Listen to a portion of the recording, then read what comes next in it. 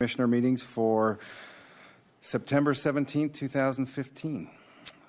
Jeanette, would you call roll, please? Yes, Bill Spicer. Here. Jim Sloan. Here. Corey Bantolin. Here. Betsy Kramer. Here. Stephen McIntosh. Here. Helene Webb. Here. And Dennis Power is not present. Very good. Mr. Reedman, any changes to tonight's agenda? Mr. Chair, no changes tonight. Very good.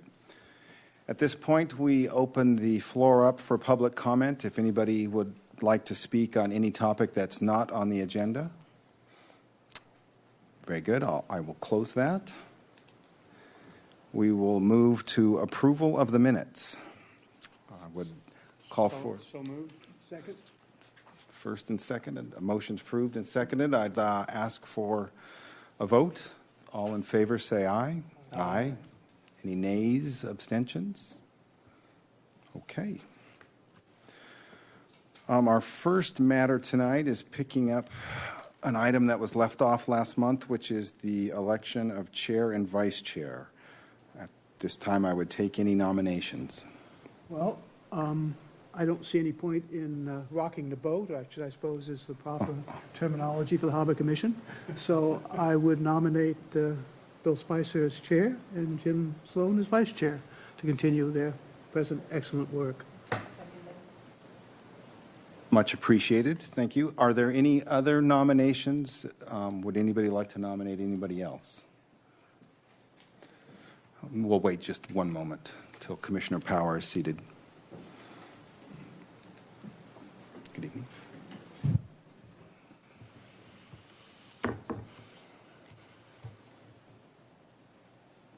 Okay, we've got a motion of and a second for myself and Commissioner Sloan to remain in our positions, and I just was asking if there were any other nominations. Okay, well, in that case, I will ask for a vote. All those in favor of myself and Commissioner Sloan in their current position staying on for another year, please say aye. Aye. Aye. Any nays or abstentions? It passes. Thank you for your support and confidence. Next item would be the review of committee commissions. And because there are no open slots, I would ask if any commissioner is interested in stepping down from any committee. And if not, I'm open to suggestions, but I was going to leave them as is. Or changing. Correct.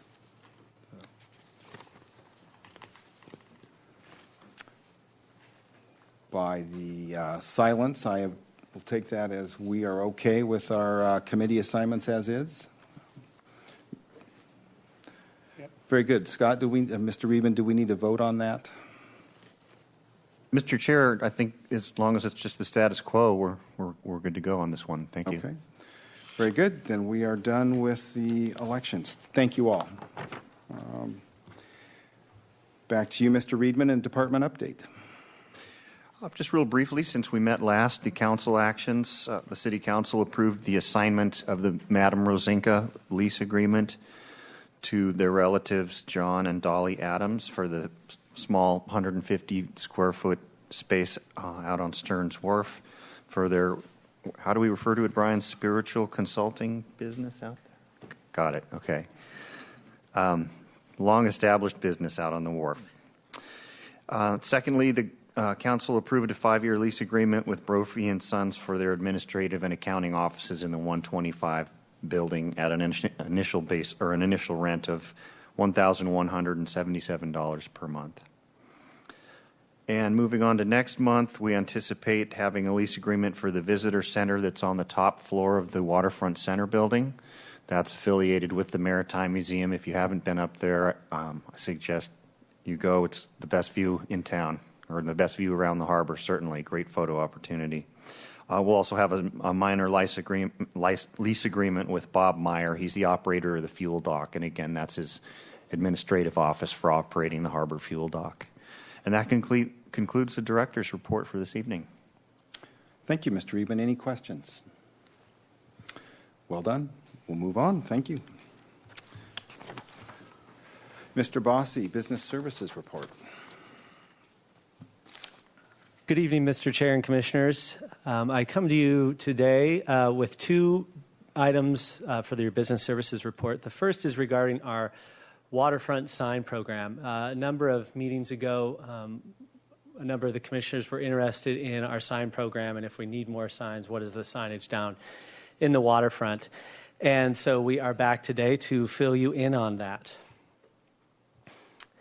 Now, our sign program was originally designed and installed in 1998 and 99. So these signs have been with us for quite some time. They've held up quite well, considering the elements down in the waterfront area. The sign program itself is designed for pedestrians and bicyclists. We leave the automobile signage for other. Generally, Public Works is in charge of that, and it's coordinated with the Department of Transportation as far as requirements and things like that are concerned. Currently, we have a total of 13 wayfinding signs, and that's the fancy way of saying directional. And we have a total of 13 decorative signs. And I'll show you examples of these in a minute. And we also have 3 what we call monument signs, and I will also show you that. At the end, I'll go in briefly to our new signage that we're going to be adding to the program. So you hear a lot in the city of Santa Barbara, a sign program, and we do have an approved sign program. It's a very thick manual that a great amount of detail was put into putting that together, and that has actually helped us over the years and continues to help us with the addition of those 4 signs. So before I get into the individual signs, this is a map of signage as it relates to the 101 freeway. It's notoriously hard to get. Working with Caltrans and, just Caltrans, it's extremely hard to get to put on freeways. But right when you exit the freeways, they're on the southbound ramp at Castillo, and if you're coming north, the northbound off-ramp at Garden Street, there are signs there directing you to the harbor. Lately, with the tremendous amount of construction happening on State Street, there's a whole host of additional signage there to route people around Cabrillo Boulevard and still get them to the wharf. It's a work in progress. There's a tremendous amount of signs out there, generally with the wharf laid out as well as other sightseeing type things. But we're working with Public Works to add a few more signs to get people over to the harbor and even better directions for signage. And they've been really helpful in that regard, Public Works staff. So this is an example of a wayfinding sign, and we call this a 4-panel sign. So it's printed on both sides. This is located right by our coral trees. We have consistent language throughout. We don't use exact restaurant names because if that ever changes, I mean, obviously these things have been out here for 15, 16 years. They rarely change, and we don't want to get mixed up in that. We put one person's business, we're going to have to put all of them, and then it'll be a billboard, and that's what we want to stay away from. So it's the standard. The pole is a Malaga green, and then we have the standard signage, and these are located. They begin at Alta. I always get that that one flip-flopped, and Shoreline, and they go all the way down just shy of the wharf. This is an example of our decorative signs, and these are placed primarily on these concrete light poles. There are a few interspersed within the harbor. They primarily reside out along Cabrillo Boulevard. From just above Harbor Way, there's even one down by Calle Cesar Chavez where that hits Cabrillo, and there's a whole host of them on Stearns Wharf. So the 13 I spoke of are more on the Cabrillo side. We didn't go out on Stearns Wharf and count, but they're very regular out on Stearns Wharf. And as Scott mentioned to me, they're also found in Trader Joe's on Milpas Street at one of the cash registers. Didn't know that. Not our sign, a fake one, but the same deal. And this is one of our monument signs. And these are placed at important areas throughout the harbor, generally where you enter the harbor parking lots. This one is at Ledbetter Beach. We also have one, actually 2 on both sides of Harbor Way as you enter Harbor Way off of Cabrillo Boulevard. And we have one at Stearns Wharf, which hosts the Dolphin Fountain or the Dolphin Garden area as you were told last time. So these are basically just addressing folks as they come in. They've held up wonderfully. They're very beautiful signs. As an aside, the city has a larger sign program that they're embarking on. They've hired a consultant, one of the foremost consultants in the United States, a sign consultant who's worked on the Statue of Liberty, all sorts of different major venues and their signage. And they have said that the waterfront sign program is very well done, very well thought out, and they didn't want to touch it. So they left that alone, and along with the city administrator's approval, left the waterfront signage on its own because it did represent the waterfront and was nice and clean and cohesive. So that was a nice shout to our former folks who worked on this, including Mr. Reedman. New waterfront signage, we have 4 signs that were actually approved yesterday by the sign committee. And we have worked with our Harbor Merchants Association as well as the Stearns Wharf merchants to place these signs in appropriate areas. This is actually a remnant of the Redevelopment Agency's 2008 West Beach Pedestrian Improvement Project. Signage was originally part of that project, and then it was put off to the side due to timing issues. And so the waterfront was charged with picking that up. And again, yesterday the signs were approved, so we will now go into the fabrication mode, and they'll be being put together. So the first sign on your left, we call that sign number 1, is located behind Los Baños Pool along the bike path. You'll see on the bottom here, this is the orientation of the panels. So this is this part, and then this goes parallel with the sign. So you'll get it essentially from every angle, whether you're walking or riding your bike. The second sign location is here at Sea Landing. There's Sea Landing behind us, and it will be attached just below the light standard here. And it will also be, these are all directional, by the way. This will also be directional on both sides as well, if you're coming out to Sea Landing or leaving from Sea Landing. The third location is across from Ambassador Park on Cabrillo Boulevard. Not quite sure if it's going to remain here or be pushed over into the area off the screen here. We're going to have to see. But again, 4-paneled, and we'll have the same signage, or the same lettering, I should say, as the rest of the signs. And that's the idea, is to pull people back and forth between Stearns Wharf and the harbor. There was definitely a lack of signage there, and thankfully with that West Beach Improvement Project, you've got some art, and this will hopefully add to pulling people back and forth. And then the final location will be at the base of Stearns Wharf. Again, a 4-paneled sign, readable from the street, as well as the multi-way path behind here. So that is an update on our sign program. We're very happy with the fact that these 4 signs went through the sign committee with somewhat relative ease, and we'll be looking to have those fabricated, and then we have to get the poles ordered and have those in as soon as we possibly can. I would anticipate the poles take quite a while to manufacture, but we're moving forward and excited to get those put in. And that concludes I have one more item on the business services report, and that is cruise ship season. As you all may have noticed, last Friday, September 11th, was the first cruise ship of the season. It is number 1 of 14 total for the fall season. And as you know, these cruise ships do come to Santa Barbara on the shoulder seasons, so generally early fall through late November. I believe the last ship is, and there's a schedule in your packet for you, the day after Thanksgiving. And then they will resume back up in, I believe, late January and go through March and April. So we have 14 scheduled for this fall, and I believe another 11 scheduled for the springtime. But again, those can always change.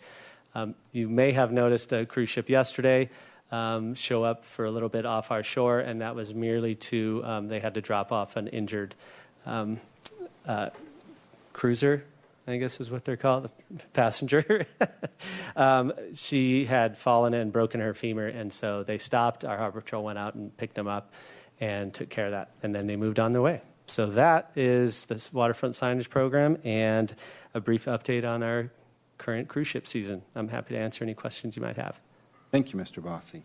Commissioner Kramer. Yeah, thanks for the report on the signage Brian. I noticed that there are 3 cruise ship visits on Wednesdays.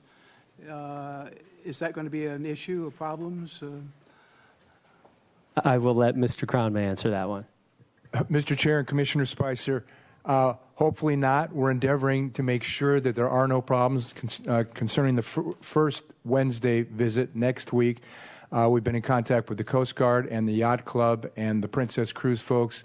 We're all on the same page, and I can assure you from early that day to the end of that day, we will be communicating and recommunicating to make sure we don't have any unfortunate interactions. Okay, great. Thank you very much. Sure. Any other questions? Commissioner Webb. Thank you for your report, Brian. What is the cost to put these signs up?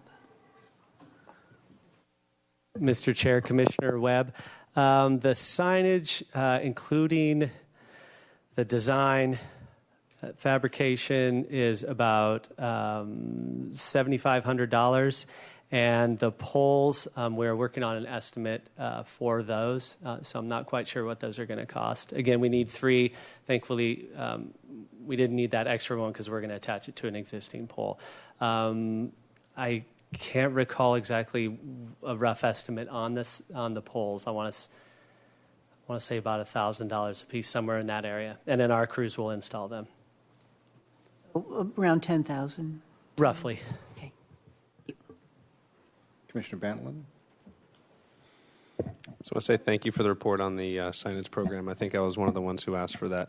And then also just want to add the cruise ship schedule. I think this is the first time we've seen that, so that was nice. I think the more that the public sees that and we see that, I think that's all good. So I appreciate that. Thank you. Commissioner Sloan. Yeah, again, thank you for the report. What is a copy that's going on those? Do you have an example of the copy? What they're going to say? Of the word, yeah.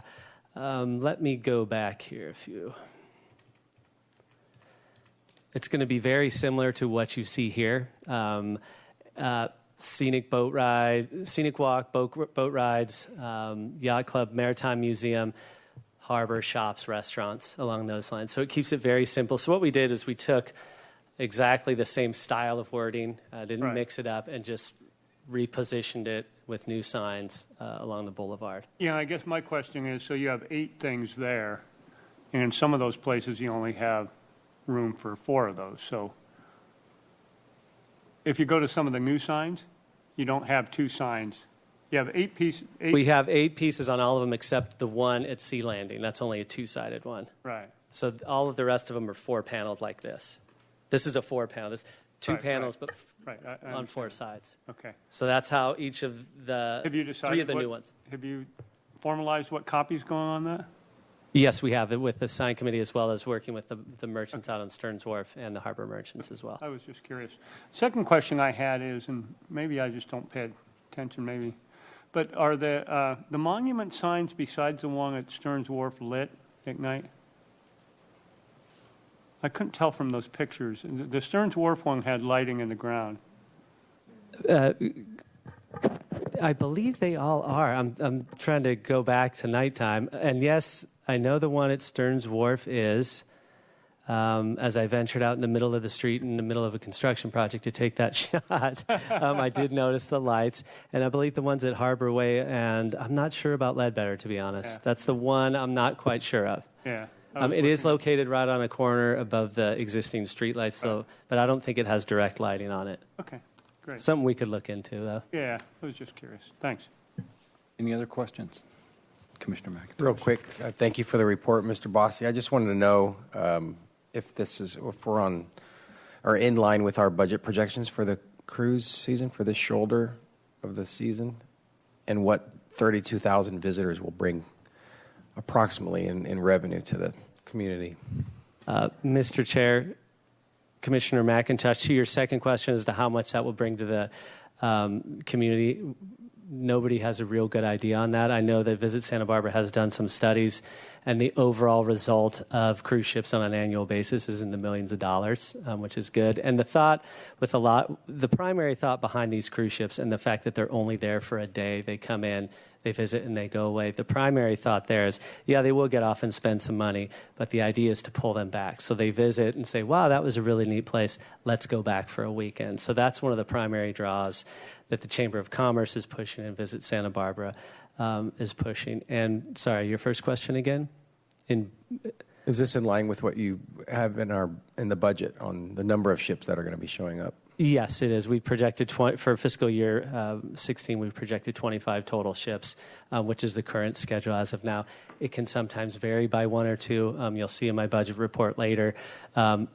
Fiscal year 15 was a little shy as opposed to fiscal year 14, and that was just a measure of the number of ships coming in. So, Thanks. Okay. Any others? Mr. Bossi, my compliments as well. And again, on the schedule, I think that's great that we get to see this. I much appreciated. Mr. Triberg, Facilities Management Report. Is that right? That's what my agenda shows. Yeah. Okay. Good evening, Chair Spicer and Commissioners. Next slide. I've brought several projects before you in the last couple of years related to the sea landing, and mostly as a result of the popularity of the area. It's the home for several sport diving vessels, sport fishing, whale watching, and in the last several years, the number of cruise ships has increased dramatically. Next slide. The Department of Homeland Security regulates the loading and offloading of cruise ship passengers in Santa Barbara, and they have a secure facility that requires the separation of cruise ship passengers in the general public. And that's posed some problems in this general vicinity of sea landing. One is there's a single gangway, and the other is that they have to fence the sidewalk off that requires people to walk around the area to get out to the rock groin. We developed a concept plan, a conceptual plan with Moffitt & Nichol, a marine engineering firm we've worked with on a lot of different projects in the past, and it's to deal with both of those issues, the gangway specifically, and also walking around the fenced area and making sure there's adequate access. An 80-foot gangway is required by the Americans with Disabilities Act. It's just a set length because the tide fluctuates throughout the state in different parts, so they've said if it's 80 feet long, it's long enough. So we've developed a concept to put one in. The existing gangway is only about 35 feet long, and it's very steep at low tide. If you ever go out there sort of towards the middle of the winter when the low tides hit during the day, it's very, very steep and difficult to get up and down. Installing an additional gangway, as I'll show you in a moment, will kind of separate the access for the cruise ship passengers as well as the general public and the regular sea landing visitors. We've also proposed a concept of an at-grade walkway, and an at-grade walkway is something that we've looked at down in Santa Monica. It would bypass the fenced sidewalk and allows the public to access the rock groin. And on our next slide shows the approximate location of both of these. The gangways, you can see it's kind of in solid red to the right. It would access, it's 80 feet long, it's about 15 feet beyond the existing patio and building itself that would allow for potential expansion of the sea landing facility. Our tenant out there has expressed interest in that over the years, expanding either the deck or perhaps some of the buildings, so we kind of had arranged to scoot that to the south a little bit. And it would land on a separate dock adjacent to the existing docks, which would allow them to conduct all their operations as they currently are. It would fall within the fenced area, and it doesn't really represent it very well there, but the fenced area is from the very edge of where that gangway is all the way back out to the launch ramp area, and no one can really walk there. So the area outlined in red is what we're proposing to be an at-grade gangway. And our next slide shows one of these under construction just yesterday in Santa Monica. Scott and I took a field trip down there. They have thousands of feet of these things in Santa Monica. The beach is incredibly wide, over 500 feet in many areas, and it's incredibly popular. Very, very simple to construct, something that our staff could easily do. Next slide. And something that we're very interested in doing. So we have put this concept together and are going to take it to our architectural board of review. It's currently under review or been submitted for their review. Like any project on the coast that's near the water requires not just our own internal city review, but review by the Coastal Commission. So we'll get an application into them as quickly as possible. It's a low-impact project, one that would should be easily to permit. All the Santa Monica ones have their permits, so we'll just put ours together based on that. This is a project that you've seen before, just in concept. It was included at $125,000 in our FY16 capital improvement program. And we're hoping, if all goes well with the Coastal Commission, we'll install this in 2016, which would be a significant upgrade for that entire facility. And that concludes my presentation this evening. I'd be happy to answer any questions. Thank you. Any questions for Mr. Treiberg? Commissioner Power. Thank you. Could we see that overhead view again that showed the red gangway?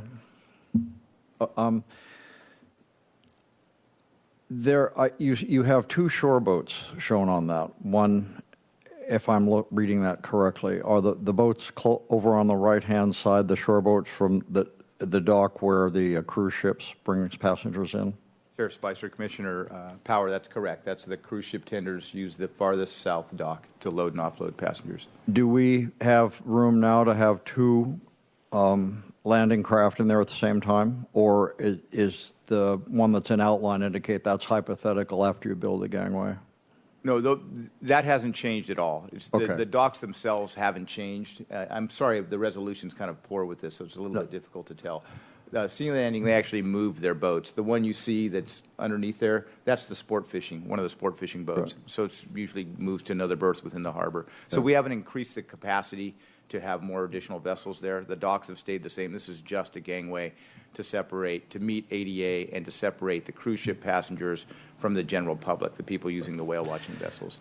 My main question is there any kind of bottleneck with the cruise ships now? Is it, for example, where the shore boats come in and out? Is it where they're meeting their buses on the street? Is it just getting them on shore from the boat itself? I'm just kind of curious about any sort of bottleneck of the passengers that are coming ashore. When they first arrive and when they go back on the boat, yeah, it's kind of crowded. It's pretty busy, and it's difficult for the general public to access this area while hundreds of people are getting off at any given time. So part of the idea behind this was to separate those two functions out. In the afternoons at 4 o'clock, when everybody's heading back to the ship, it gets pretty busy there, and it's a little bit slow. But it moves pretty well, and Sea Landing does a good job managing the folks that move through there. Getting on to participate in the tours, that's all out on Cabrillo Boulevard. So that's, another 400 or 500 feet away from there. So people disperse out into that area, join in their cruises or tours and move on. So the bottleneck is really right there. This is going to improve that a bit to the best that we can in this rather confined area. Okay. Thank you. Welcome. Commissioner Webb. Thank you, Carl. What's the fence going to look like? Chair Spicer, Commissioner Webb, the fence they put up is the same one they put up. It's a chain link fence, and they usually put some canopies over the top. That hasn't changed. That'll still be the same, and that's there for every cruise ship visit. There was one just last week, and there'll be one again next week. So the walkway that I showed you will go around the outside of that on the west beach side of that out onto the sand. In the general vicinity where the canoes are now, the outrigger canoes, we'll just move the canoes out 10 feet or something. So this fence is not permanent. It's just put out for the cruise ships? It's only during cruise ship visits. Okay, great. Thanks. Commissioner Bantlin. I just want to say thanks. I think it's a good response by staff.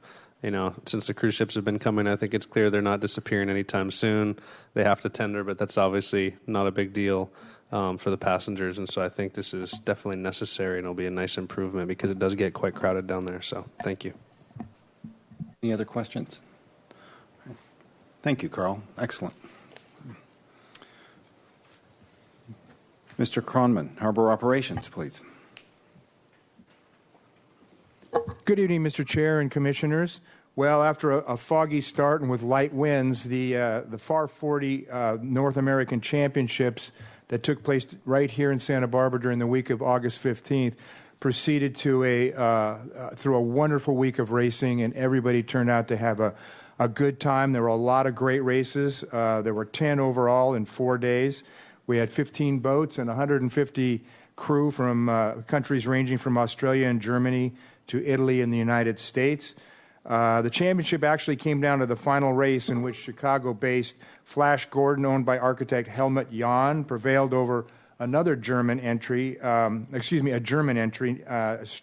Light, I hope I'm pronouncing this correctly, and the Italian-flagged Enfant Terrible for the win. Jahn, incidentally, also won the 2012 Far 40 World Championship, and actually this North American Championships were a ramp up to the Worlds, which take place next month in Long Beach. So I apologize, next week in Long Beach. This time next week, these same boats will be racing down south in Long Beach for the World Championship.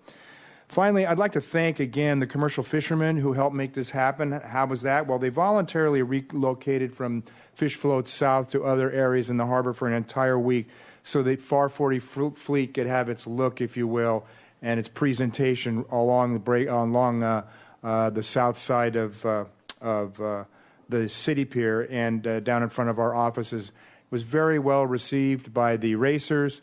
The race committee was very grateful for it. And again, I wanted to thank the commercial fishermen, because this really does demonstrate their spirit of cooperation and their sense of community in the harbor. They didn't, we could have laid the law down and said the director has the right to move you, but we never had to go anywhere near that. They were totally cooperative and helped us along. So all in all, it was a fantastic week of racing with very, very tight quarters racing, as you can see, in light winds.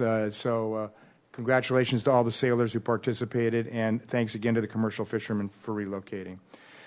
So, let's see, today's the 17th. Well, the Harbor Festival's on the 17th next month, so I guess that leaves us 1 month out. This is the countdown for us at the staff level. A lot of moving parts, a lot of things going on. It's our 14th annual festival on October 17th, Saturday. We've got it all again. It's really not too broken, so there's not a lot we had to do to fix it, we think anyway. Fresh crab, lobster, oysters, barbecued albacore, paella, sea urchin, uni, fish tacos, Brothy Brothers clam chowder, and much, much more. A lot more food than that. I just couldn't fit it all in here. Great music, 3 bands on the main stage, 40 arts and crafts vendors, a tall ship tours, Coast Guard cutter tours, free boat rides, and maritime education booths. So this will be the signature event of the year for us, as it always is. And we try to go the extra mile to make it the best we can for the harbor community and for all those people visiting from, quite frankly, places far away. A lot of buses seem to come in from L.A. and beyond with folks. So I think we're really on the map with this. For more information, including directions and parking information, folks can go to harborfestival.org. That's harborfestival.org. One note on that, and we made the change today as far as the directions are concerned. Even though the schedule anticipates that the southbound off-ramp at Castillo, that work will be completed before October 17th, we've just erring to the side of caution. We have recommended that folks get off at Garden on southbound. If the project finishes, on schedule and ahead of time, we can always change that. But we thought for now, because it's on the website and posted up there, we'd make it Garden Street for folks who are making their plans early. But that's sort of, like I say, a cautionary approach. We wouldn't want to put Castillo Street and have the project get delayed and have folks get completely confused as to how to find the festival coming from the north. And finally, again, you heard this all last month, but this is just a reminder that a slip lottery list drawing is coming up. As a reminder, this lottery list is subordinate to the master waiting list, the submaster list as well, which is a collapsed version of the master waiting list. And we have to add enough names to fill out the lottery list to a total of 50. And right now we only have 12. And again, because we've already been getting calls, I just want to make sure to get the word out there. The window for submitting lottery participation requests will open at 8 a.m. on Thursday, October 1st, and close at 5 p.m. on Friday, October 30th. Once the October 1st window opens, folks will be able to find forms available on our website. There'll be a link to it, but they'll have to, find a way to get those forms either scanned or faxed or walked into the waterfront. And of course, we have forms at our offices, at the harbor master's office, for people who want to just come in and fill one out. The drawing will be on August 19th at the Harbor Commission. We'll have the famous drum spinning. I know Chair Spicer likes that, and he likens it often to the NBA draft, and it's always fun to think of it that way. And so in compliance with City Council resolution, that will complete the lottery drawing, and we will be adding names to that lottery list following that drawing. And that concludes my report. I'd be happy to answer any questions. Thank you, Mr. Croman. Any questions for Mr. Croman? Commissioner Kramer. I have a question on the list, Mick. I'm assuming that the new names that will be drawn will follow the existing 12 there? Mr. Chair, Commissioner Kramer, correct. We're looking to add 38 names. I want to make sure that the 12 there don't think that they're going to get bumped with the new names. No, they won't. Any other questions? Thank you, Mr. Croman, and I echo your thanks to the working commercial fleet for voluntarily moving. And then lastly, what was the date of the Harbor Festival again? Let me think. It's Saturday, October 17th. Saturday, October 17th. 10 to 5, free admission. Thank you very much. Sure. Item 7, moving to new business. Jeanette, please, yes. Item 7, Waterfront Department Fiscal Year 2015 Preliminary Budget Review.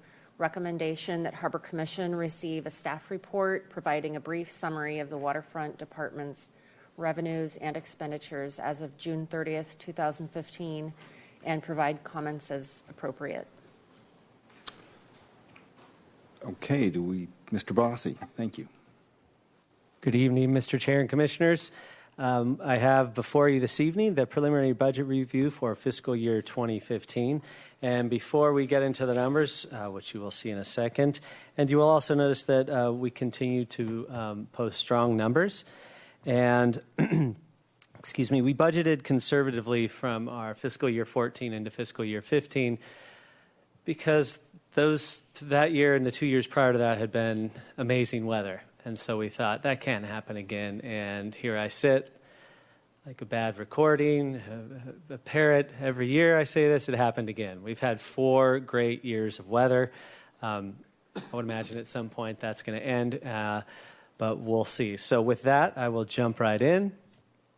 This is our revenue for fiscal year 15 by program. Bottom line is that we came in just shy of $2.5 million above our projected revenue numbers. Again, we projected conservatively, and that equaled about a 19.6% increase in revenues. Property management, financial management, everything was above the line. Obviously, financial management's our smallest program here, and you've heard reports from our finance folks on a number of times regarding that particular program, which they handle for us as well as all the other departments. Getting into some more detail, this is in comparison to fiscal year 14, and this is for property management. So again, fiscal year 15 versus 14. Overall, our property management was up about 7.5%, or a little over $400,000 for fiscal year 15, not 14. Over fiscal year 14. Our wharf commercial continues to be strong. Came in $57,000 over fiscal year 14. Our wharf food service up considerably. That's good to see. And as we report in the spring, we usually come back and tell you about the pedestrian counts and our vehicle counts on Stearns Wharf. And as you know, those continue to rise. Our harbor commercial, again, doing very well. Our harbor food service is doing very well. The one item you noticed that was down significantly was our cruise ship revenue from 15 to 14, and that was, I mentioned this in my last presentation, that was a difference between about 4 cruise ships. We had 28 in fiscal year 14, and we had 24 last year. Again, 24 is a good number. 28 was a good number, so we're fine with that. It's just one of those things that goes up and down depending on the amount of cruise ships that come in every year. As far as financial management is concerned, our interest income revenue totaled just under $125,000. It was actually down over $17,000 from fiscal year 14, but we budgeted conservatively, and we exceeded our budget projections by about $8,000. So little good, little bad in there. But it is what it is, and our finance department takes care of that for us. Parking services continues to do very well. They were up over 5% from fiscal year 14, or just over $140,000. Here's a summary of the various lots. All the lots you see here were up, and again, we've gotten a lot more efficient over the years. We've got our Luke system in a number of our parking lots, and we're going to continue to add to that. As you've been made aware of through our capital program, I believe we're going to install 7 more of those in various lots down in the harbor. As far as marina management is concerned, very big gains, almost 12% or $660,000 over fiscal year 2014. Our visitor fees were up $32,000 over fiscal year 14 and continue to be strong. We're sold out many a weekend. People love coming to Santa Barbara, and we hope that continues, and we think it will. Our slip transfer fees, I don't know what to say. Wow, they went up considerably, over $500,000 from fiscal year 14. We had a total of 91 slip transfers in fiscal year 15. Usually we get in the 50 to 60 range. So why that is? Good question. I think there's a number of factors. We're just happy it was what it was. And interestingly, we do track these, and a lot of the question can come up, well, what size boats were these? Was it all high-end? Was it all the smaller boats? And so I looked over that data, and it's interesting that out of the 91, 44 of the transfers were for slips of 30 feet or less, and 47 were for 35 feet or above. So it's really right down the middle. Pretty nice even split between the sizes of boats we have out there. And our slip rentals, that's our slip fees, were up $62,000, and that goes right along with the 2% increase that we had posted for fiscal year 15. Our total revenue, again, versus 2014, we had a total of a little over $15 million in total revenue through June 30. Our fiscal year budget target, again, I can't stress this enough, was conservative, and it was $12.6 million. So a little over $2.4 million over budgeted revenues, again, 19.6%, and a little $1.2 million more than fiscal year 14, or 8.6% above fiscal year 14. On the expenditure side, there's a lot of information here, but bottom line is that for expenditures, we were $615,000 under budget, savings in a number of categories, including our salaries and benefits, our supplies and services, our community promotions, and end result, well under budget, which we're very proud of. We continue, again, these are, especially with the revenue side, it's hard to project, but we do our best based on 3-year cycles and things like that. On the salary and benefits side, spent a total of just under $5.8 million. Again, our budget target was a little over $6 million, so we were down about below expenditures, budgeted expenditures by about 230%. A lot of that can be attributed to we've had a number of folks retire over the last year or so, and we'll continue to see a few more retire in coming years. And so those folks are going out at the highest pay rate. And when we bring people in, generally they're newer, they're younger, so they come in at a lower pay scale. And so that amounts to a considerable savings. Supplies and services, overall, they were under budgeted amounts. As a whole, we're under budget by about $160,000. A lot of that depends on we budget conservatively, again, and we don't necessarily spend money that we think we are. Maybe we find another way around it to make things work. As far as debt service, interesting. Our debt service generally comes in under budget because of timing issues with the Division of Boating and Waterways payment processing. Generally 5, 6, 7 months behind. But this year we were right on target, and we paid off the debt service as we were required and as we budgeted. Supplies and services, we were about 5, almost 6% under budget. Continue to tweak things to try and reduce those costs. So it's an annual task that we keep trying to dial it in. Sorry about that. I already gave you that one. So our total expenditures, a little over $13 million, just shy of $13.1 million.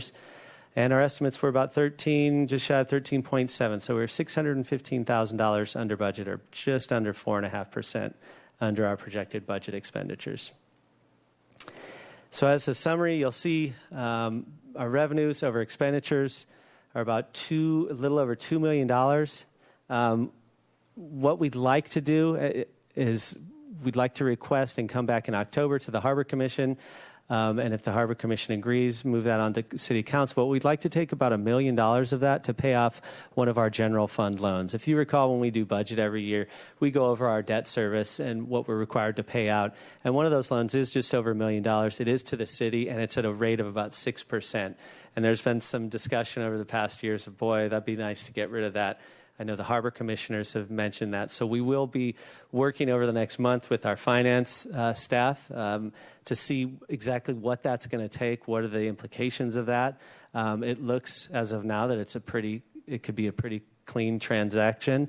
So we'll get that information, and we'll bring that back to you in October for you to consider and then move on from there. And again, the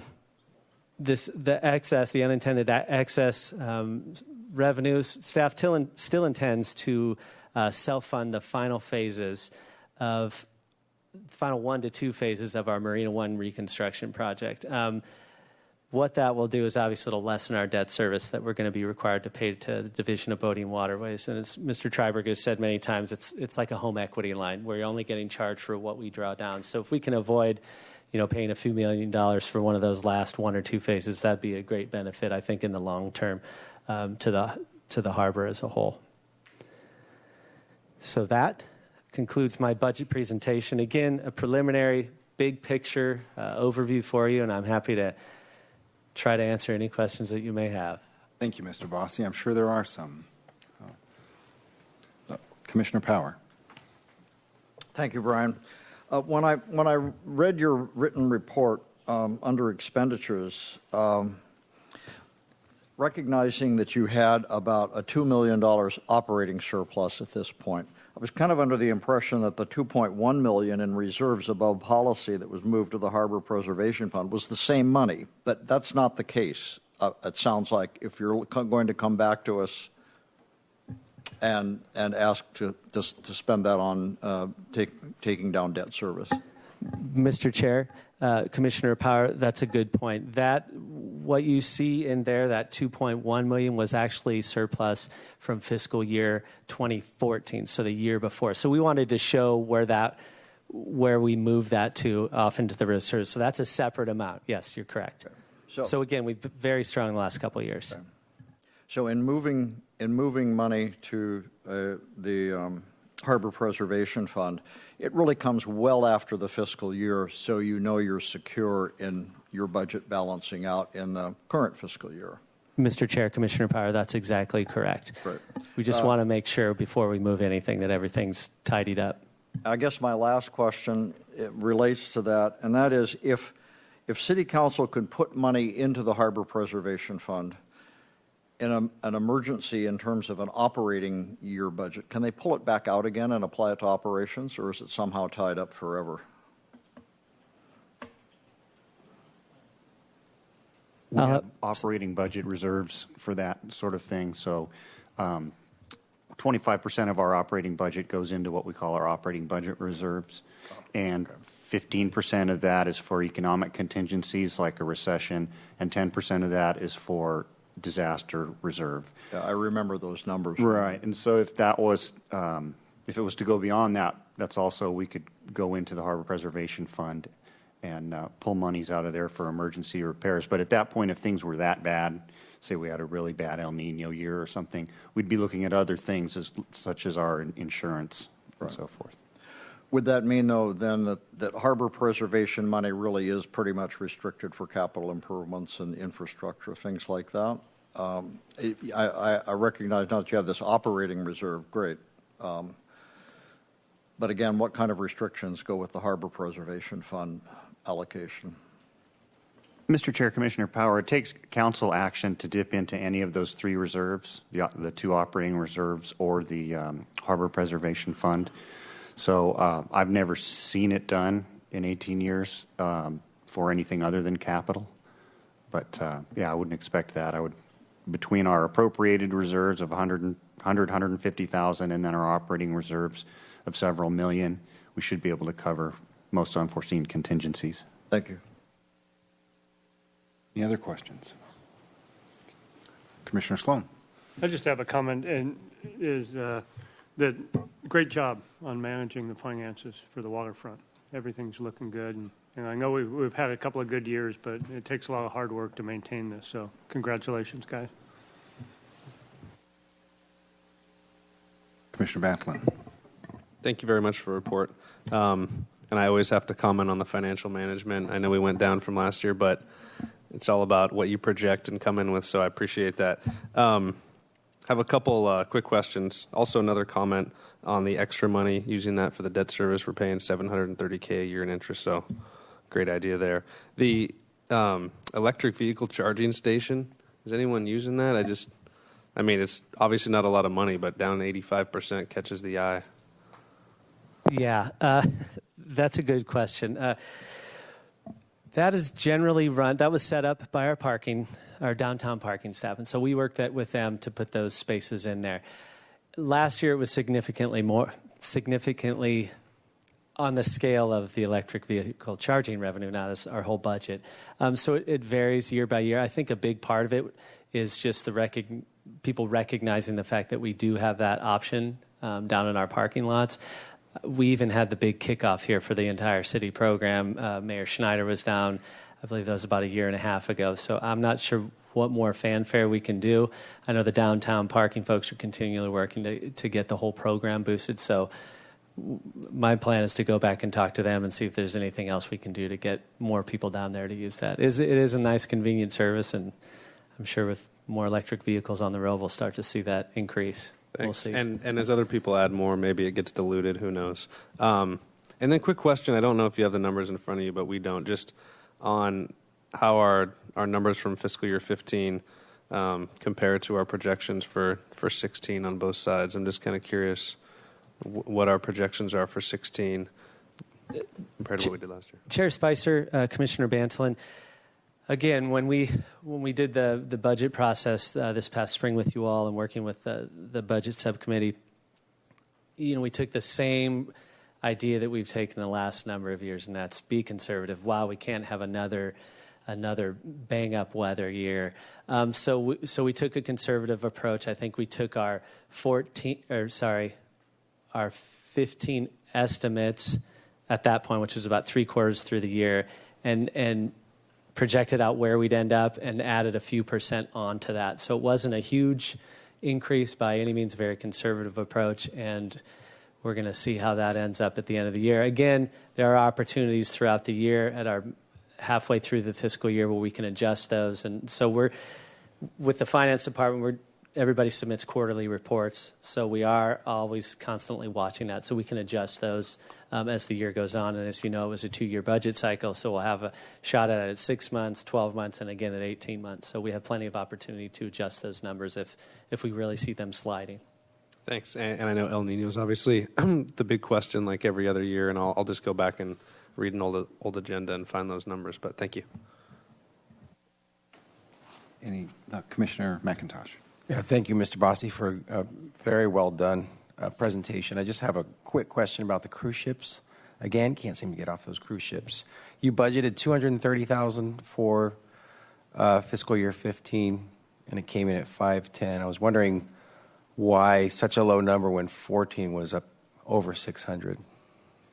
Chair Spicer, Commissioner McIntosh, I honestly think that was a mistake, and a wrong number got in there because we knew roughly within one to three of the cruise ships available. So the fact that it was a few $100,000 off, I think there was some mistake as part of the budgeting process that went through. Okay, thank you. Thankfully, it was a mistake in the good. Thank you, Brian. And I had one quick question. I don't want to jump the gun, but I find the increased payment to the debt service to be a very prudent move. What's the process we go through to make that happen, and why can't you just write that check? Mr. Chair, that's something we've just been talking about, so maybe Mr. Reedman can elaborate on that a little bit. We'd love to just write the check. And I realize it's not that simple, but I guess my question is, what is the process? Mr. Chair, we made the recommendation in our fourth quarter report to the Finance Department, and then Tuesday took it to the Finance Department, presented it to the City Council Finance Committee. So it's working its way through the process. We'd like to come back next month and get your blessing and just wrap it all up. But the Finance Department will make a transfer, and it'll be over.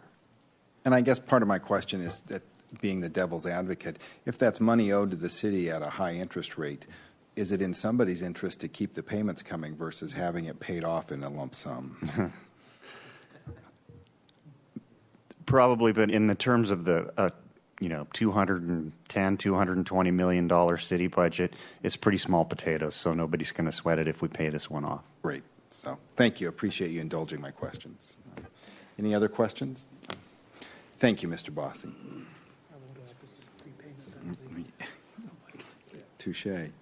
We're on to item number 8. Jeanette? Yes, item 8, definition of vessel.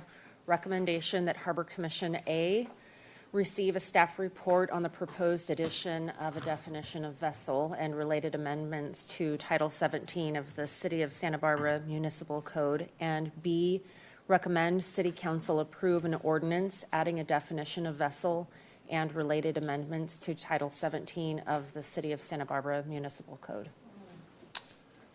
Mr. Chair and Commissioners, this is certainly not the first time you've heard this item, and certainly not the first time we've talked about it. And I want to do a little background review, but we do for the first time have, actually the second time, but we have a solid recommendation. We're asking you to advance this to the Ordinance Committee tonight. But before I begin, I wanted to make one thing crystal clear, and I hope it is when I'm finished. This issue before us is about what types of craft should be allowed to moor, berth, or dock in city waters. It has nothing to do with our liveaboard program. Our liveaboard program is rooted in an informal relationship with the State Lands Commission, where 10% of our berths are made available to the, if you will, the berthing public, the slip permittees, to be used for habitation. It actually serves us well, eyes and ears on the water. We've had lives saved and crime stopped thanks to our liveaboard community.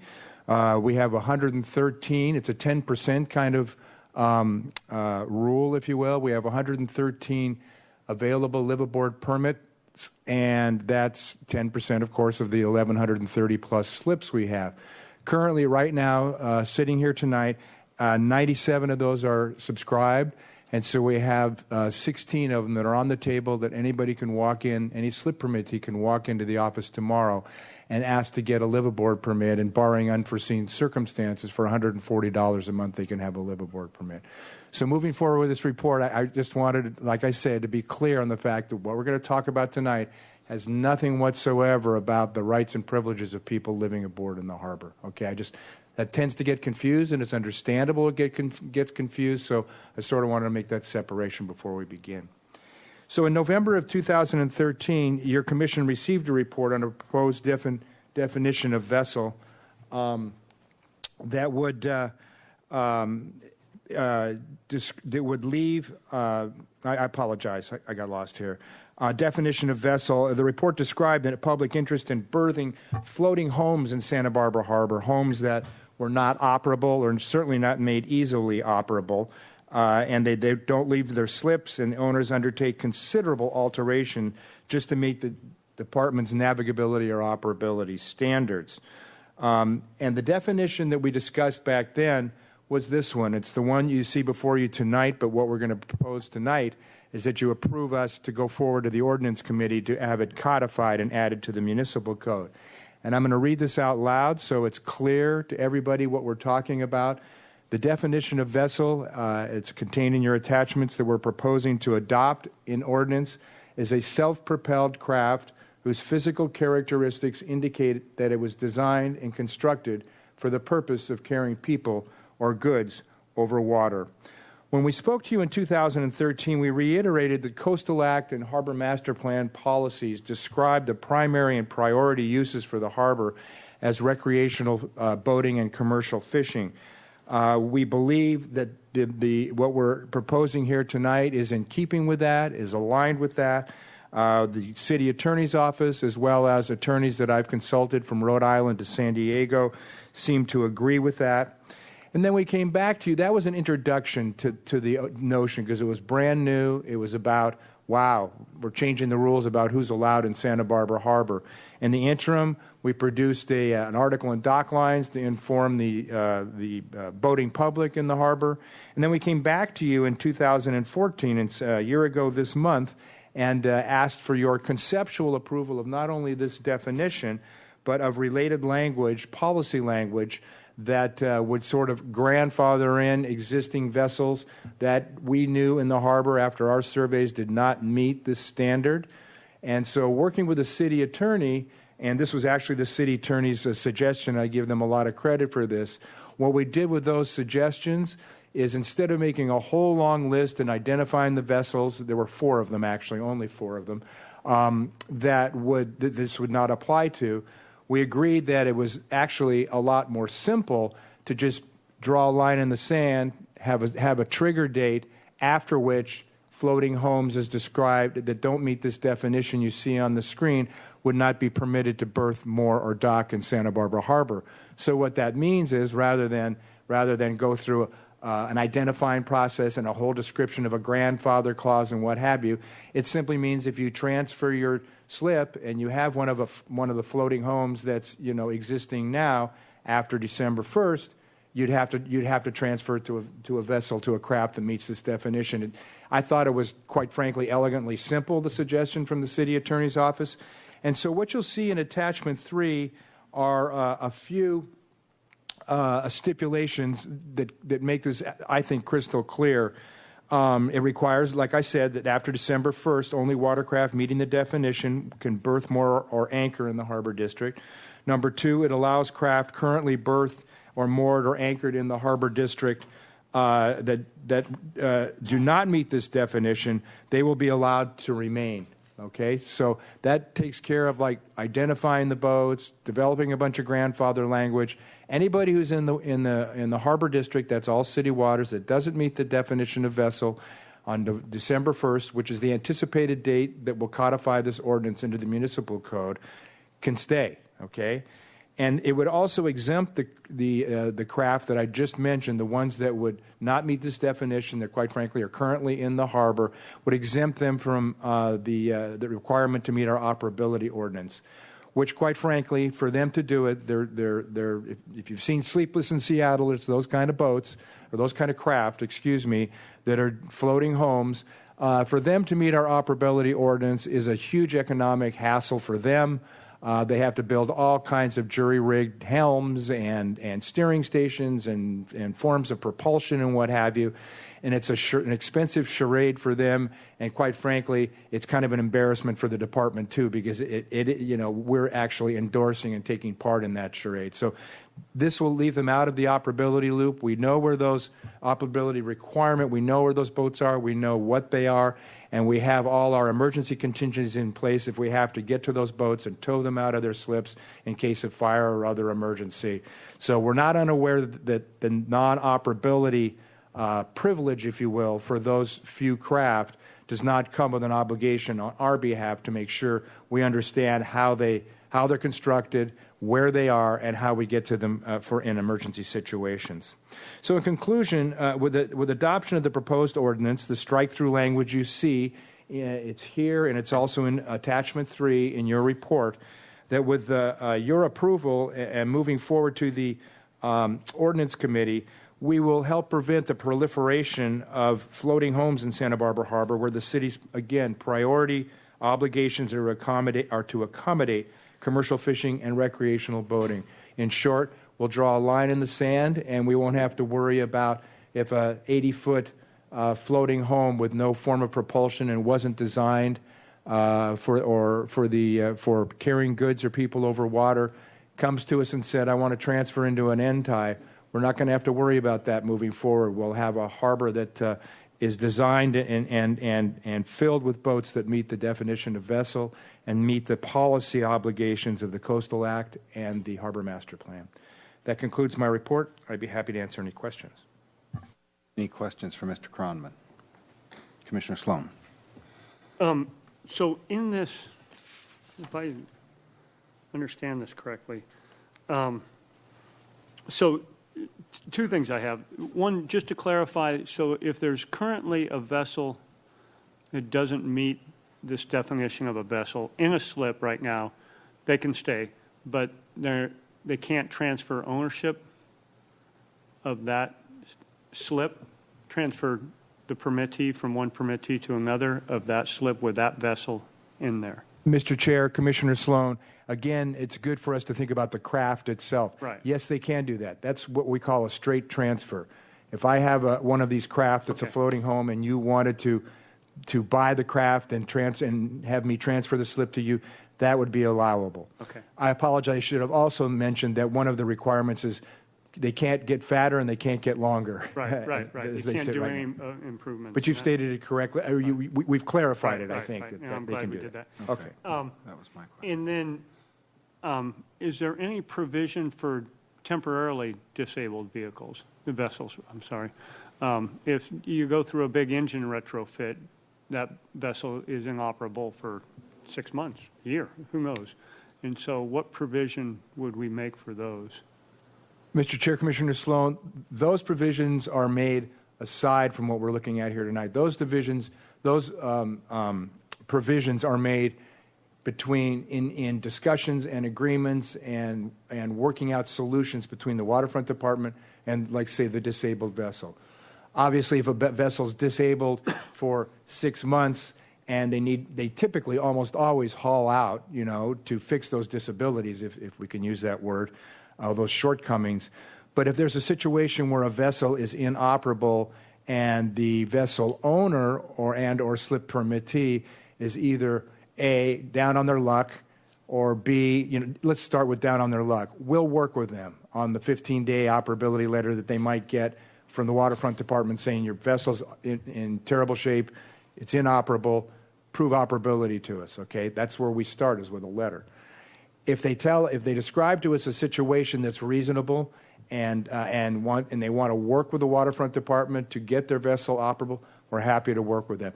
But that's a timeline too. If that takes 6 months and it's not and there's not progress being made to that end, it's not impossible that consequences could occur, including but not limited to the termination of a slip permit. Okay, great. Thank you for the clarification. Sure. Any other questions? Well, Commissioner Sloan had the same question I did, so making sure that the existing folks can stay and could transfer. So, Mr. Chair, with the one caveat, the type of transfer they could not do would be a new partner and a new floating home. If that makes sense. Typically we have the straight transfer as we described. Then we have a transfer where you get a new partner on your slip permit and a boat, and you both own it, and one of you drops off after 30 days and all of that. You can't go from a floating home to a vessel as described here. You can't go from a floating home to a new floating home. You can do the straight transfer only that Commissioner Sloan was describing. The vessel that's in the slip. Yes, sir. right. Thank you. Commissioner Bantolin, excuse me. Bantolin. Thank you, Mick. I know you worked with attorneys on this, the attorney's office, so I'm sure it's pretty good. I'm just curious, is it still not down to an interpretation of what a self-propelled craft what the physical characteristics are? And the Supreme Court still left it somewhat open. They didn't say exactly what it had to have. So at the end of the day, is it still a call by staff to say, no, that's a floating home, and it's kind of a back and forth again. I'm just curious, looking down the road. Mr. Chair, Commissioner Bandelon, a fair and accurate question. Law, if you will, not being a lawyer, but law is always open to interpretation, and case law is always an evolving animal, if you will. We think we've done our very best to advance the policies of the state and the city. We think we've done our very best in the interest of advancing what the recreational, commercial, and fishing harbors' intended uses are. Now, whether somebody comes in with some kind of craft that they claim is self-propelled and meets these standards, and we think not, it's not impossible naval architects get involved. It's not impossible that other folks who are could be perceived as arbiters of this kind of thing get involved. I'm hoping it's pretty simple. We believe it's not too complicated. You either have, even houseboat. We have a fellow who brought a houseboat in, kind of a Lake Powell, Lake Havasu houseboat, and people are saying, well, that's not going to meet your. Well, of course it does. It's got pontoons. It drives around lakes. It's a vessel. This is really sort of specifically for the one-offs that are come in on floating kegs or we've seen them. I think you saw the one at the beginning of this. In fact, I think the closing slide is one of our samples too. So these are the ones that we intend to honor if they're in the harbor, but kind of draw a line in the sand moving forward. Thank you. Thanks for that. And I realize with only 4, it's a limited population, and I understand that you're trying to, I guess, kind of weed that out over time. So thank you. Any other questions? Commissioner Webb. Thank you for your work on this, Mick. What if the person with the floating home, the home is no longer functional, wants to then transfer or get a vessel? Is that possible? Entirely. Yes, absolutely. Yeah. Okay. Isn't that hence the spirit of what you're looking for in a layman's term, is to keep the floating homes at a number that won't grow and eventually become all vessels? Mr. Chair, I think that's fair to say, but I don't mean to cast any disparaging aura toward the individuals who I know very well who have those 4 floating homes and I consider friends, quite frankly. But if it went that way and we had a harbor full of nothing but vessels that met the definition, that'd be a good thing too. All right. Oh, first, Commissioner Power. I'm wondering if it would be useful to help you informally prevent challenges to self-propelled and so forth, if you just simply had a little notebook with photographs of the kinds of vessels that you feel are not allowed, just in order to thwart anybody saying, well, I'm going to test this, and maybe all the ones that the 4 that you have here could be the examples that you use. But I think a photograph of a Lake Havasu pontoon boat, if you don't want that, throw that in your little book and show it out as an example. Just, it might save some grief, somebody thinking they could challenge this. Mr. Chair, Commissioner Power, thank you. I think we do have the photographs, and actually I'm glad you brought up the Lake Havasu boat again. That would be an example of what is a vessel. Even though it looks to some people as a houseboat, there's really a difference between a houseboat, or let's say house vessel, that meets the definition, and a floating home. And so, but I agree with you. Yeah, photographs will always be a help. We have them on all sides. All right. Commissioner Webb. Well, I have a question why a lake boat would be considered a navigable boat in the ocean. Mr. Chair, Commissioner Webb, because it quite frankly is. It's certainly you'd have to pick your days and what have you, but more important than being navigable on the ocean, I mean, there are 20-foot boats in the harbor that would have to pick their days and when they went to the islands or not, right? We've had last several days. You probably could have done it. Probably could have done it on a houseboat too.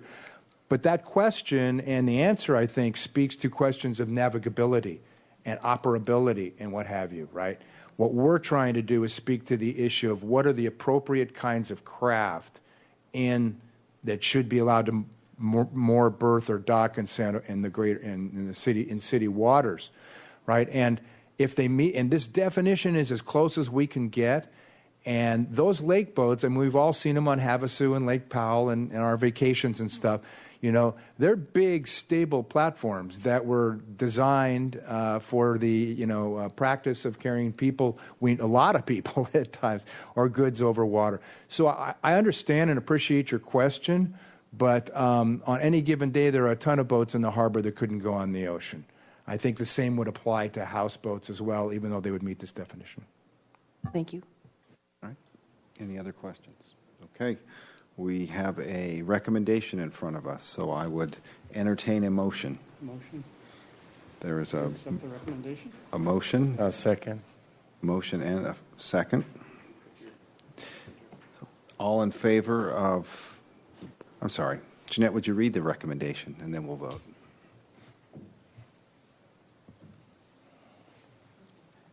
Just B. Recommend City Council approve an ordinance adding a definition of vessel and related amendments to Title 17 of the City of Santa Barbara Municipal Code. And then one quick thing, it's recommend to City Council, is that right? Even though it doesn't say that, because we're Harbor Commission. No, recommend that the city. That City Council, right, to City Recommend Council. City Council. Yeah. I didn't- Okay, very good. All in favor of the recommendation, please say aye. Aye. All opposed? I recuse myself as I have a floating home. Very good. Did you get all that? All right, thanks. All right, moving on to item number 9. Item 9, Harbor Patrol Boat 1 replacement. Recommendation that Harbor Commission approve replacement of Harbor Patrol Boat 1. Good evening, Chair Spicer and Commissioners. Harbor Patrol uses 4 vessels in their fleet. Their area of response is obviously within the harbor and up to 1 mile offshore, and when you heard a couple months ago, they even gone all the way out to the islands. So it's really expanded over time. We have a couple of things that we do to maintain these boats. One is to repower the Harbor Patrol boats, which we have recently included in our capital improvement program. I brought that to you back in October. It's a new approach that we've taken. And last year, we also included a vessel replacement fund in our budget to the tune of about $75,000 annually in just this first fiscal year for the first time. Patrol Boat 1 is truly the workhorse of the fleet. It's a Radden craft built in Goleta, and it's a boat that spends much more time in the water, patrolling, enforcement, everything else than any of the other vessels we have. It was built in 1983. It's provided reliable service. It's a durable hull, a fiberglass hull. Raddens are well known for the urchin fleet, using the urchin fleet frequently and cross the channel, which is quite rough, quite a bit. This particular boat has a gas engine. Gas or diesel, all of our patrol boats, being quite old, have their engines replaced about every 5 to 7 years. This particular boat has a single gas engine in it. Boats and engines, we consider those capital assets. That's why we've included repowering in our capital improvement program. In the past, we paid for these things out of our operating budget. In general, a capital asset is something that lasts over 5 years and costs a certain amount. Citywide, we consider over $100,000. Within our department, we take that number down a little bit. But they are capital assets, and they require some significant planning when it comes to budgeting. The Boat 1, we have proposed to repower it this next year, but would probably have to be repowered with a diesel engine. It's considered a commercial vessel, and the way emission standards are going, the new Tier 3 and Tier 4 diesel engines have very low emissions, and we are concerned that we'd be required to replace the gas engine with a diesel engine, which requires quite a bit of hull work. We have to take the old tank out, put a new tank in, replace the motor mounts, a lot to it. So we had $110,000 in our 2016-2017 capital improvement program for this, about $30,000 or $40,000 for the engine itself, and almost $60,000 in hull work with a little bit of contingency funds in there. With that in mind, this year we have more funds than just what's available in the capital fund. The vessel replacement fund for the very first year, we realized, has been funded for $75,000. We actually have $185,000 in this fiscal year that we could apply to any boat. Recently, our Harbor Patrol Supervisor, Captain Steve McCullough, questioned the wisdom of just repowering to the tune of $110,000 when we could possibly replace the vessel for right around $200,000. I actually got a quote for less than that. We hadn't thought about that before because we've always considered Patrol Boat 3 the first vessel we'd replace. It's, believe it or not, our newest vessel. In 1998, it was built out of aluminum up in Washington, and it's been a difficult boat to maintain and operate ever since. As a fireboat, it has 3 engines. It has 2 drive engines, a fire pump engine. It's longer, wider, has firefighting apparatus, and a cost estimate for a modern-day fireboat is about $700,000. So when we've done this long-term planning, we've really thought about a replacement being in the order of, $500,000 or more, and didn't really think about Boat 1 being relatively inexpensive compared to it. And Captain McCullough made some very good arguments towards, with the Vessel Replacement Fund and the Capital Fund, we could combine those and we could just replace Boat 1. And we need to start replacing our fleet pretty soon. All the vessels are very old and we've got to start somewhere. And we can still allow the Vessel Replacement Fund to accrue, and maybe in 5 or 10 years start looking at some of the larger vessels that would be more expensive. We have a tentative schedule to move forward with this upon your approval and Council's ultimate approval. We'd go out to bid middle of next month. We've got specs already written for the engine because we were going to go out to bid for the new engine anyways. We would have bids due about the middle of December, and then the construction would be about 3 to 4 months for a vessel like this. We've got a couple of local boat builders that could certainly bid on this, and they make excellent vessels, which we would expect to bid on this and hopefully submit a low bid meeting our specification, with delivery hopefully the spring of 2016. So what we have before you tonight is a recommendation that you approve the replacement of Harbor Patrol Boat 1. This is something, upon your approval, we would take to Council to go ahead and take the allocated Vessel Replacement Fund funds and apply them to our capital improvement project and go with a replacement instead of a repower for Patrol Boat 1. And that concludes my report this evening. I'd be happy to answer any questions. Any questions? Commissioner Power. Yes, thank you, Carl. What is your plan? What will you do with the old boat? Chair Spicer, Commissioner Power, we will keep the old boat in service while this is happening. One of the compelling reasons to go forward with a replacement is that if we were to repower this year, it would take, probably a month to actually go through with it, and we're a little concerned about El Nino. If and when this comes to fruition, we would like to mothball it and use it as a replacement vessel or a standby vessel when we repower the other boats. Boat 2 and Boat 3, both those boats are in our capital improvement program for repowering in the next couple fiscal years, and they'll be out for at least a month each time, if not more. So it's sort of like a 5th vessel in the fleet. We'd go through that. Ultimately, we may want to dispose of it as a surplus property. We wouldn't get a lot of money for it. It's kind of pennies on the dollar, so it might be more valuable to us to always have a boat that we could put into the fleet when another boat goes out of service for whatever reason. Just, I guess, in terms of procedure, does any plan to do what you suggested have to be part of this recommendation, or are we just better silent on that at this point?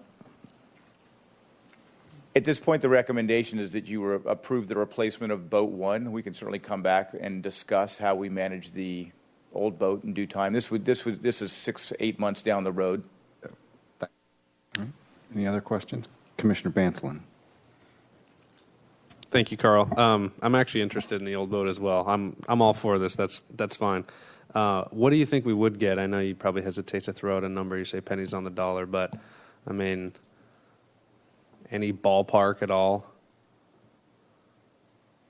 Chair Spicer, Commissioner Banthelen, there are some components on the boat that we'd like to keep and strip, which reduces the value. I couldn't give you a fair assessment of what it would cost. Certainly, significantly less than $200,000. I know folks that get boats better than this for much less than $50,000 all the time. But it's a little bit difficult to really put a value on it, especially if we take everything off that we want to keep, that we could use on the next boat and still make it somewhat operable. That's fine. And obviously we have room to keep it. Yeah, we put on it. We have a trailer. So, Boat 2 versus Boat 3. So what does Boat 2 do that Boat 1 doesn't do? Obviously, Boat 3 is the fire boat. And you mentioned having this when we repower boat 3. I don't think boat 1's going to be doing much firefighting when boat 3 is getting repowered. But I'm curious on number 2. Boat 2 is also a fireboat. It has 2 drive engines and a fire pump engine. It's a little bit smaller. It's fiberglass. It was built in 1984. It's also a Radden. It has a smaller cabin cockpit area. It's an offshore boat. It's very fast. It has diesel engines in it. If we had to replace the next boat, we'd probably lean towards boat 3 and try and keep boat 2 in service longer. So it is a valuable asset. There is the possibility with boat 1 that we might be able to have some firefighting capability with it, with like a PTO takeoff like you have on tractors.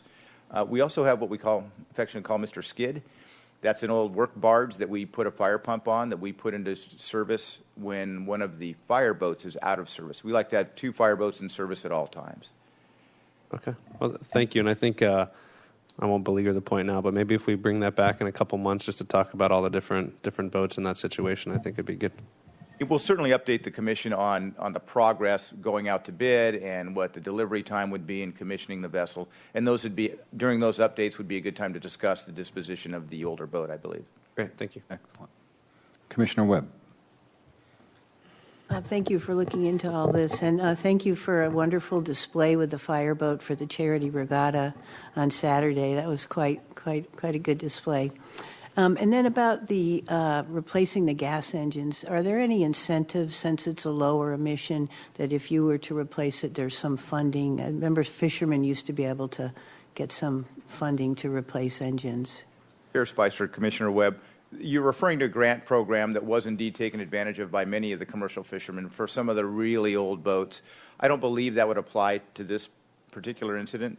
We have applied for boating and waterways grants to repower vessels and replace them. We missed the grant opportunity this year. They had $5 million worth of applications and $1 million worth of funds. They know we're interested, and they will be receiving a grant application for either the next repower next year. But yeah, it's a good question, but it really the grant funds for the diesel engines, for the newer engines versus the older engines, were old Tier 1 engines, a lot of pollution, and I don't think that program is something we could take advantage of.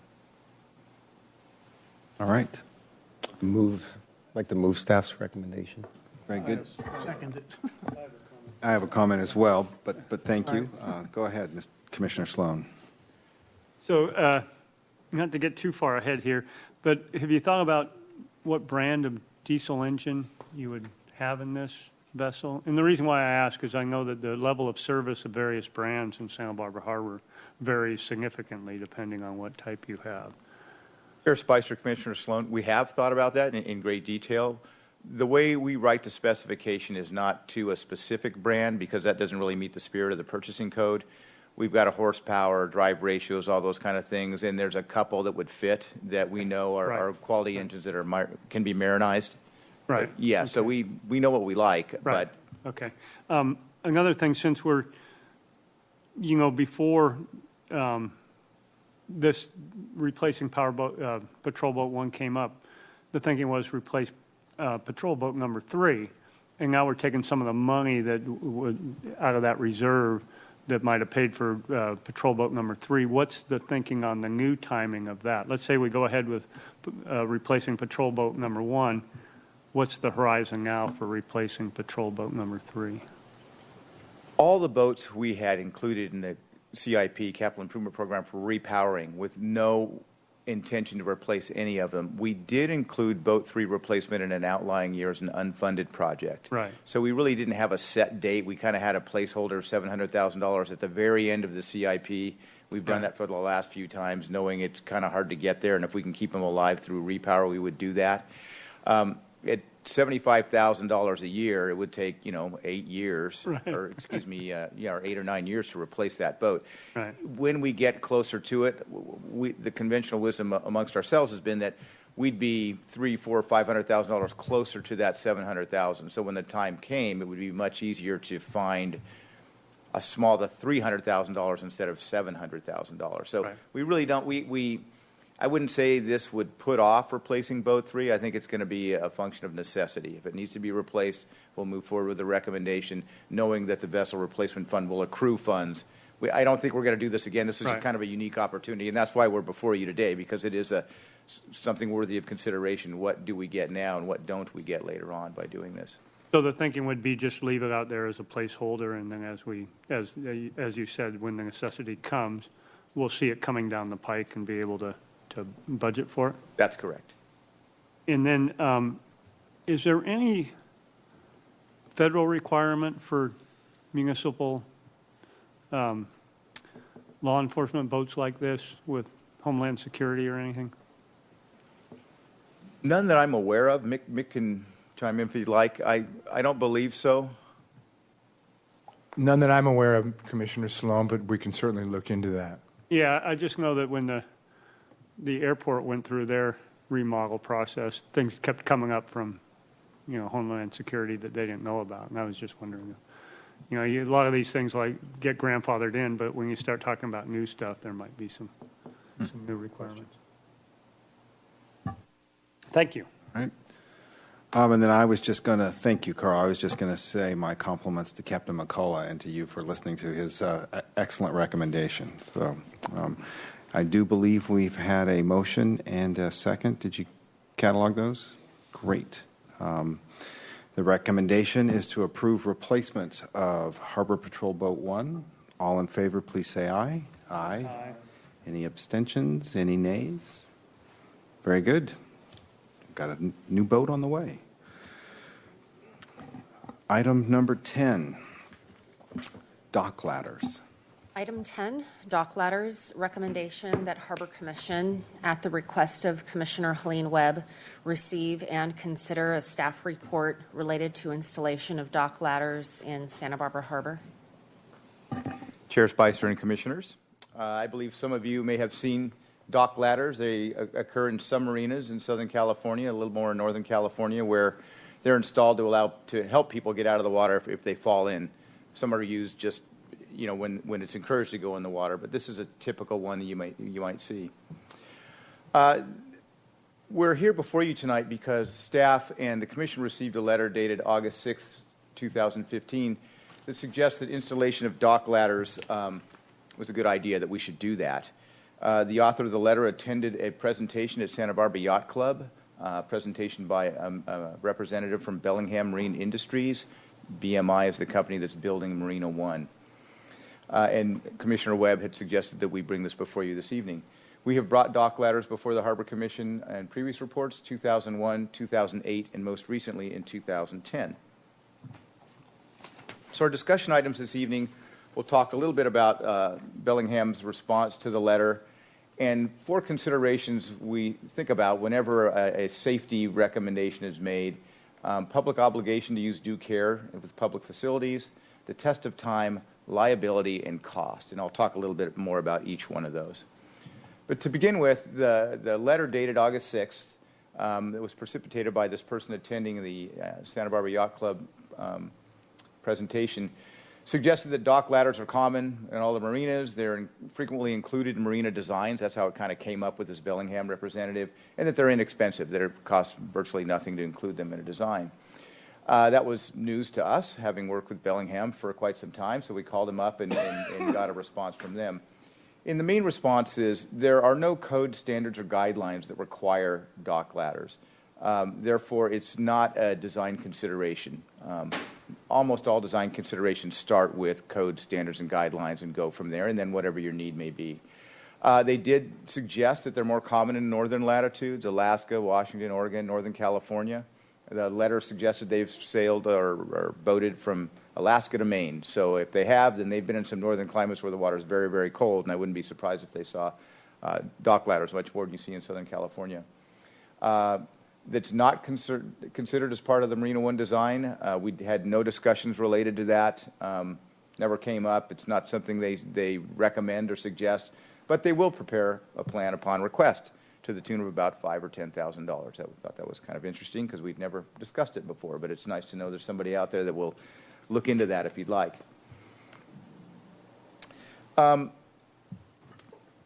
Regarding these different issues we consider when addressing safety recommendations, the first is public facilities. Public facilities are things like parks, sidewalks, roads, in our circumstances, marinas.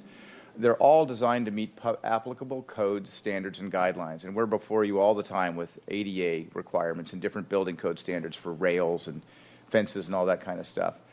The concept of the public's obligation to use due care in using public facilities is an implied obligation to be careful.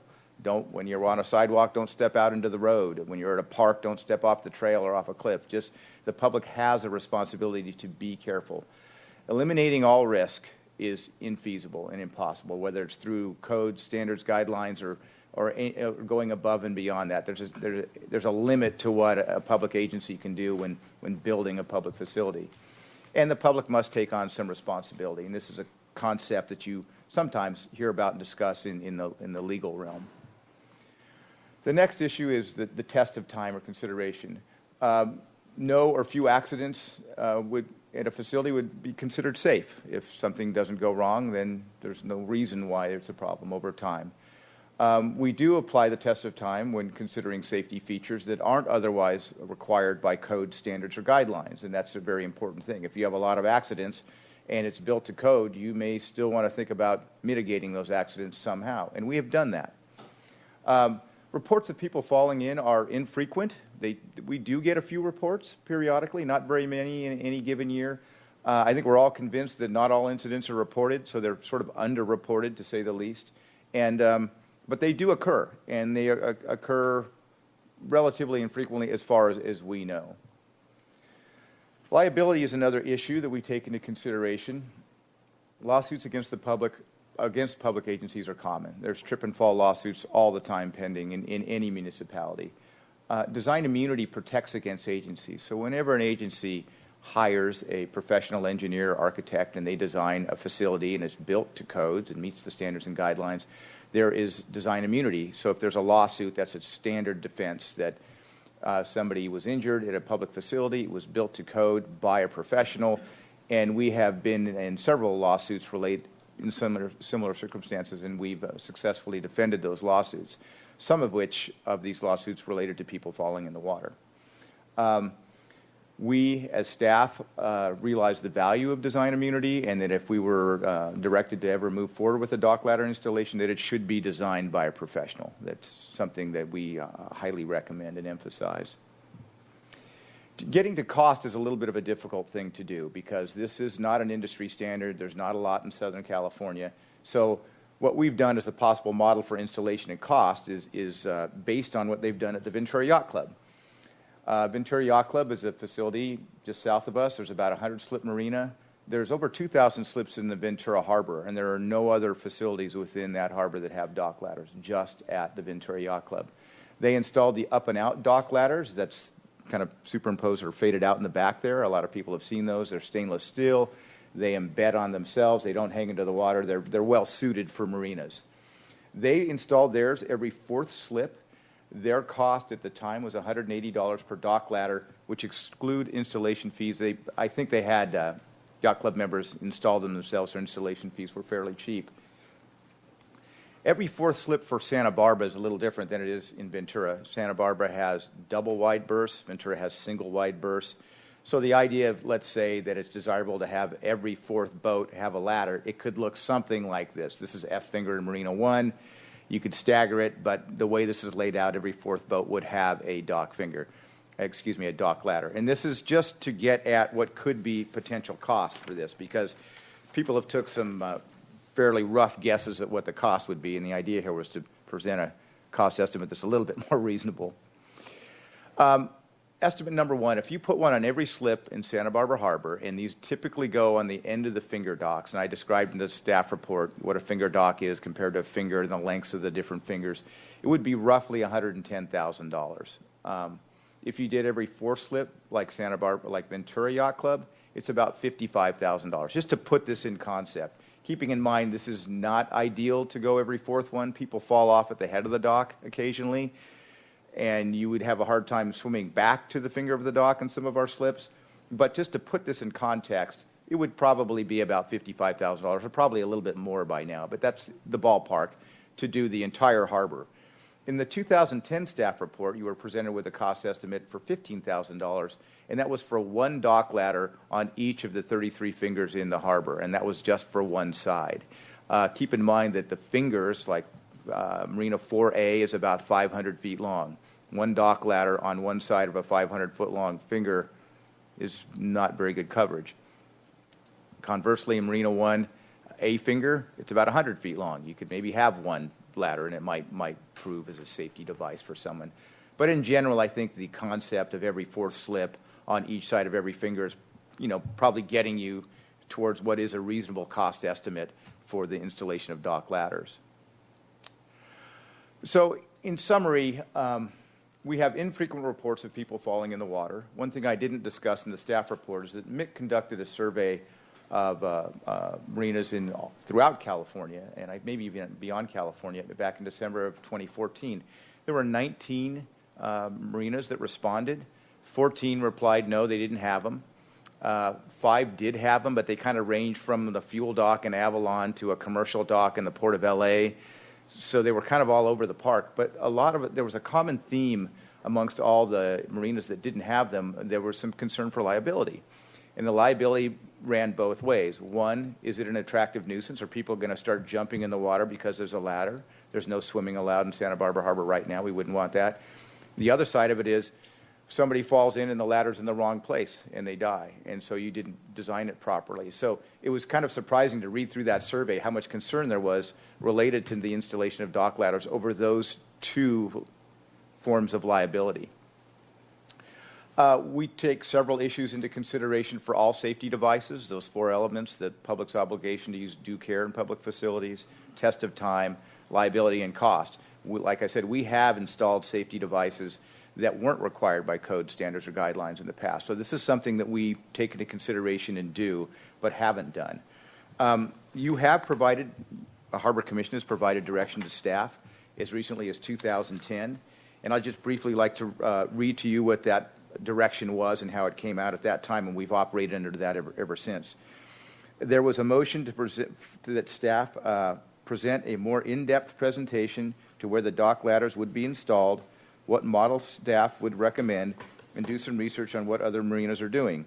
Additionally, include the information presented in tonight's hearing. That was from last time.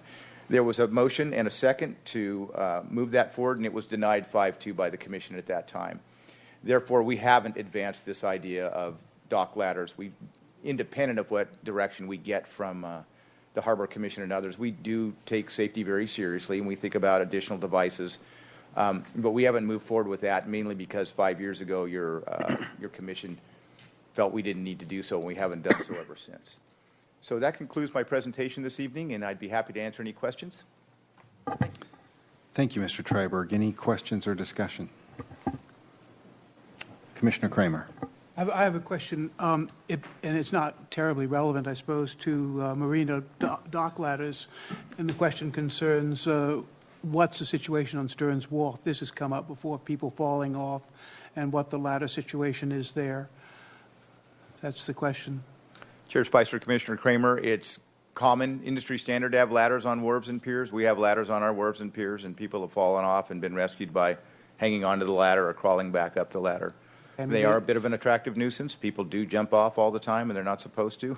I know. But for wharves and piers, it's really a form of ingress and egress to get to their boats, and that's why they're there. So people come from the anchorage all the time. But, yeah, we have, I should know how many ladders we have, but we probably have 10 ladders out there, something like that. I find it difficult to think that a several-foot drop requires ladders, but that's just me. Thank you. Any other comments, questions? All right, well, we have heard the recommendation, and I believe we're done then. Thank you, Mr. Triberg. Brings us to Staff Commission communication. Mr. Reedman, anything on your end? Chair Spicer, nothing from staff tonight. I had a couple things. Go ahead, Commissioner Sloan. Any word on anything notable about that tsunami surge this morning? We knew that was going to come up, so figured we'd let you bring it up. Who wants to take this one? We'll tag team it here. I'll start, Carl, backfill here or augment what I get incorrect. Last night, Our phones started ringing based on the fact there was an 8.3 magnitude earthquake in Chile and a tsunami generated therefrom. And the good news is, I'll start from the conclusion and work backwards. This was a great training exercise. The communications between the Pacific Tsunami Warning Center and the state and the county and the local jurisdictions and the National Weather Service was flawless. We first started tracking it we were under a watch situation, advisory watch warning in levels of seriousness. Much of Southern California, including San Luis Obispo, Ventura, and Santa Barbara counties, were all under a watch. The anticipated amplitude of the tsunami was predicted to be about 1 foot. It was spot on. We have a NOAA installed tide gauge under the ice house out on the city pier, and we have a web link to that, and we watched that all morning, and there were 0.9 to 1 foot variations.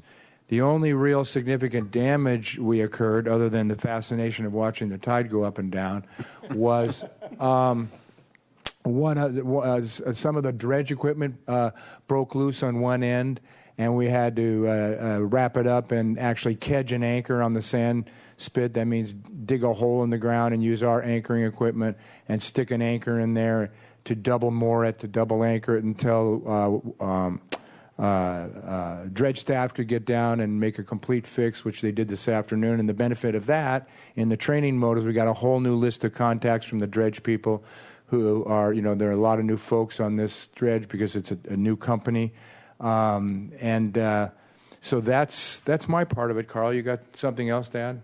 The only thing I'd add is the dredge isn't here. The dredge is in Santa Barbara. So this was the dredge tender and some of the floating pipelines. So it was nothing like Japan where we had all the dredge equipment moving all around the harbor. So as Mick said, starting with the conclusion, it was a great exercise in communication. We were both very impressed with the Tsunami Warning Center and state and local response. And I think one of the other things that we learned from the last event with the tsunami from Japan, from that earthquake in Japan, was not only the dredge equipment was affected, but the bait barge broke loose and caused all kinds of havoc and then sank.